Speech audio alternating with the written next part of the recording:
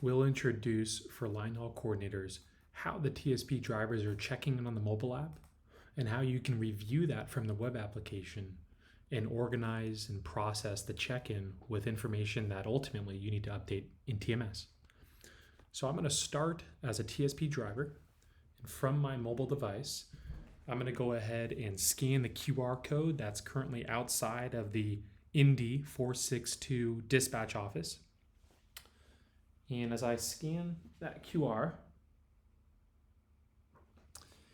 it'll take me into my check-in form for 462, and I'll say single, and we'll complete this portion rather quickly. My domicile, tractor number. Are you delivering a trailer? We'll say yes. Say I'm dropping trailer. It's an empty trailer. My dolly number.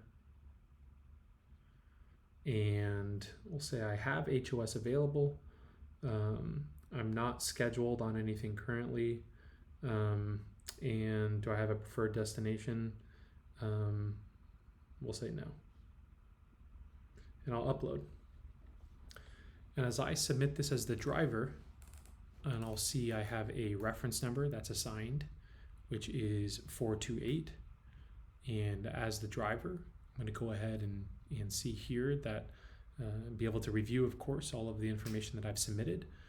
And I'm told as the TSP personnel here that your check-in has been received, and you will receive a mobile notification with further instructions regarding your trip. And in the background, you'll see that as I'm also logged in as the Indy line haul coordinator, that check-in came in here in fairly real time. And so this is kind of like an inbox here, a queue that you can work through. And we have this check-in here, and so this is the information that we just saw that TSP on the mobile phone fill out. The information down here for inbound information. So this would be details that I would likely now look to update in TMS. And then I see some outbound information here as well. Maybe I have a trip that's either coming up that I'm going to look to schedule and assign this driver, Sam, onto. And maybe we have a good fit for this tractor, but it might take another hour or so just after the sort. And so I'm going to actually come up here, and this is where I can use the statuses. For right now, maybe we want Sam to kind of hang around, but we want to notify Sam. We want him to be aware that he's not just sitting out there and waiting for what's next. So you can choose to put this into another status, this check-in, and that status could be either standby, and any of the statuses that you choose will send a notification to the driver's phone. And you can also enter in an explanation. So let's put them in standby and say, preparing trailer for you, should be ready in under an hour. Hang tight. And so I'm going to go ahead and press save. And so on the phone, and again in real time, I'm going to get that notification, and I can go ahead and press back in.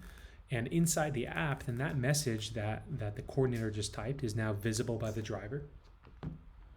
And the same thing, if I were to come in here and let's say I needed to either, again, I can choose preparing trip details. Maybe we're getting a bit closer to the hook information being prepared, and I just want to give the driver another update.